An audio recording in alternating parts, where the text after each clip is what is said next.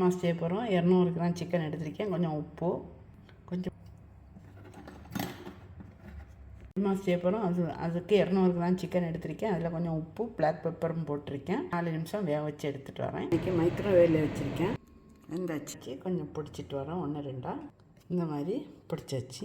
இந்த மாதிரி இருக்கேன். இன்னும் ஊற்றும், கடுகு போடலாம். கடுகு வெடித்தது வெங்காயம் போடலாம். ஒரு வெங்காயம், பச்சை மிளகாய், கருவேப்பிலை ஃப்ரீசரில் இருக்குது. வதங்கேற்றி ப்ரௌனாக 1 டீஸ்பூன் இஞ்சி பூண்டு, turmeric chilli powder, masala 1/2 teaspoon, பொடி 1 டீஸ்பூன் போட்டிருக்கேன். மசாலாவுக்கு கொஞ்சமாக உப்பு. அதுலேயும் சேர்க்கக்கூடாது மல்லி இலை. சிக்கனை போடணும். ரெடி ஆகிடுச்சு. இன்றைக்கி கொஞ்சம் ஸ்ப்ரிங் ஆனியன் போட்டு கொடுப்பேன். ரெசிபி பார்க்கலாமா? சிக்கன் பொடி மாஸ்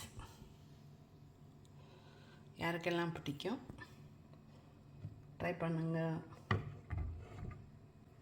இன்றைக்கி